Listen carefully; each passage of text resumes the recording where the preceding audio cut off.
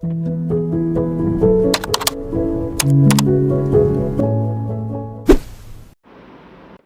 dear science enthusiasts, have you ever wondered how car brake works or how a tiny syringe can save people's life?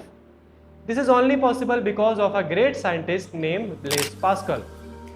So, Pascal's law is the most important law in the fluid mechanics, and what it states?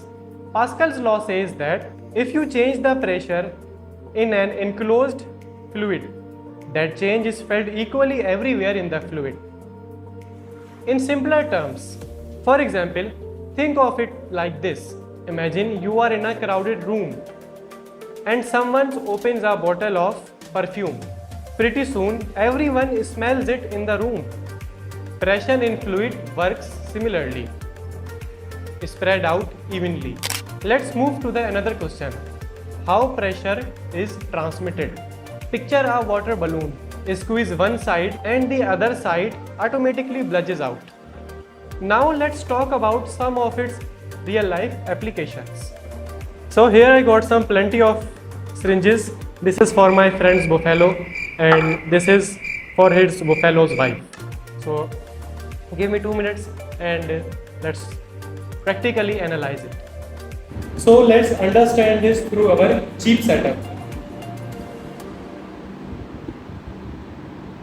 So as you can see, the pressure is equally distributing and as you know, the pressure is equal to force upon area. So as we discussed early on, the pressure is applied throughout equally. So pressure is equal to force upon area. For lifting a car, we must apply a pressure from one side so that the pressure applied on another side.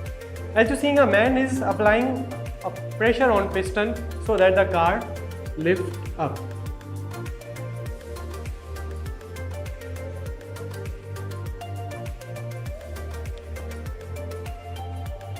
Here, a person is applying pressure and the pressure exerted on other side, which is another pressure. So first pressure is P1, another pressure is P2.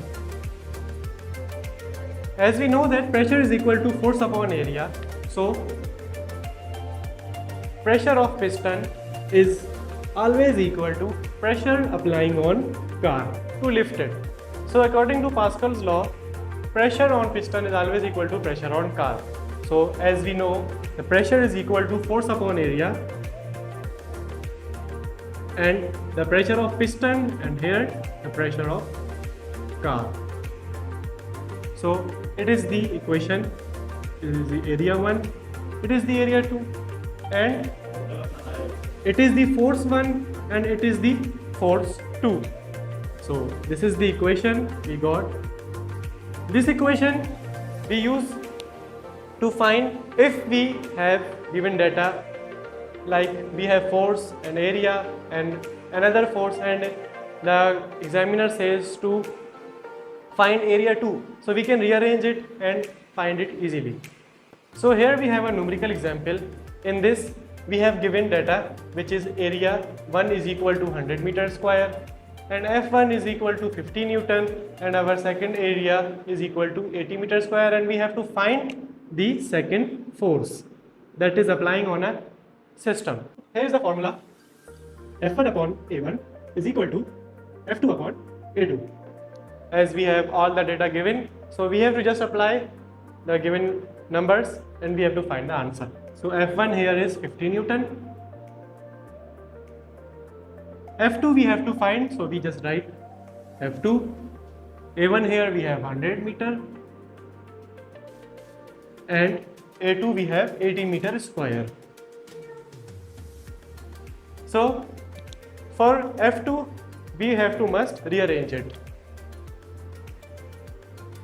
F2 is equal to 50 multiplied by 80 and divided by 100. After calculating it, the answer is equal to 400 and divided by. So after calculating the values, we got the answer F2, which is equal to 4 Newton. So let's prove that our Pascal law, which is P is equal to P in a closed system. Let's prove it. So here we will add all these values in these terms, which is F1 is equal to 50 Newton and A1 is equal to 100 meter square, and F2 we just found 4 Newton and A2 80. So after calculating these values, we got the answer 0.5 is equal to 0.5, which proves our Pascal's law.